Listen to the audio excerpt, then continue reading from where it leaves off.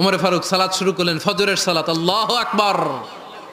In the meantime Abu Lulu এই খঞ্জর নিয়ে ওমরে ফারুকের বুকের মধ্যে 3টা স্টেবিং করলেন। একটা মারলেন নাভির নিচে, মারার সাথে সাথে পাকস্থলী কেটে গেল। আরেকটা মারলেন পাজরে, পাজর ছিঁড়ে গেল। আক্রমণ যে করেছে সে কাতারের মাঝখান দিয়ে যেতে আরম্ভ করলো আর 2 দিকে ছুরি মারতে আরম্ভ করলো। 13 জন সাহাবীর গায়ে ছুরি মেরেছে, 7 জন সাহাবা স্পট ডেথ, জায়গায় মৃত্যু। আমাদের ভবিষ্যৎ প্রজন্ম এগুলো জানে না। ওরা সালমান খান দেখে বড় হয়, ওরা শাহরুখ খান দেখে বড় হয়, ওরা ঋত্বিক রোশনকে দেখে বড় হয়। ওরা মনে করে যে এরাই বড় সুপার হিরো। আমাদের যে কত বড় সুপার হিরো আছে এরা জানেই না। নতুন প্রজন্মের কর্ণকোহরে সাইয়েদনা ওমরে ফারুকের ইতিহাস পৌঁছে দেওয়ার দরকার আছে না নাই? আজকে আমরা সাইয়েদনা ওমরে ফারুকের বায়োগ্রাফি সম্পর্কে জানবো।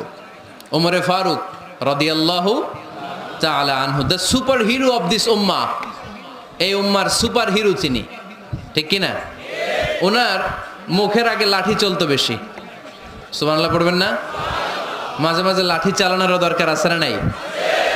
Is the real superhero of Muslim উম্মাহ। তিনি এই উম্মার রিয়েল সুপার হিরো। এজন্য ওনার জীবনী থেকে আমরা কিছু শিক্ষা নেওয়ার চেষ্টা করব ইনশাআল্লাহ। পড়েন সাইয়েদনা ওমরে ফারুক কিভাবে ইসলাম ধর্ম গ্রহণ করলেন, কিভাবে বিশ্বনবীর প্রাণের কলিজার টুকরা হলেন, এটা দিয়ে আমরা শুরু করি। আল্লাহ তাআলা সাইয়েদনা ওমরে ফারুকের হৃদয়ের মধ্যে 3টা ধাক্কা মেরেছেন, ইমানের ধাক্কা। আওয়াজ করে বলতে হবে কয়টা? 3টা ইমানি ধাক্কা। এক হচ্ছে বিশ্বনবীর দোয়ার ধাক্কা, এক কি?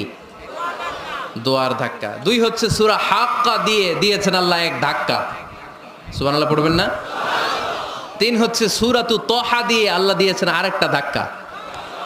এই 3টা ইমানি ধাক্কা যখন সাইয়েদনা ওমরে ফারুকের হৃদয়ে লাগলো, উনি পড়তে আরম্ভ করেছেন আশহাদু আল্লা ইলাহা ইল্লাল্লাহ ওয়া আশহাদু আন্না মুহাম্মাদান আবদুহু ওয়া রাসূলুহু। চিল্লায় পড়েন আল্লাহু আকবার।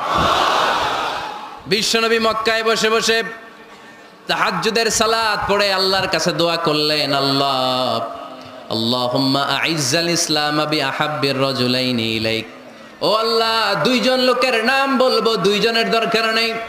এই 2 জনের একজনকে আপনি ইসলামের সুশীতল ছায়া তলে এনে ইসলামকে বিজয় দান করে দেন। মুহূর্তের মধ্যে দোয়াটা কবুল করে নিয়েছে কে? বিশ্বনবী বললেন, আল্লাহ 2 জনের নাম বলবো আজকের দোয়ায়। আবি জাহল ইবনে হিশাম, হয়তো হিশামের বেটা আবু জাহেলকে আপনি ইসলামের ভিতরে নিয়ে আসেন, কিংবা ওমর ইবনুল খাত্তাব, খাত্তাবের বেটা ওমরকে আপনি ইসলামের ছায়া তলে নিয়ে আসেন। ওমরে ফারুকের জন্য দোয়াটা কবুল করে নিয়েছে কে?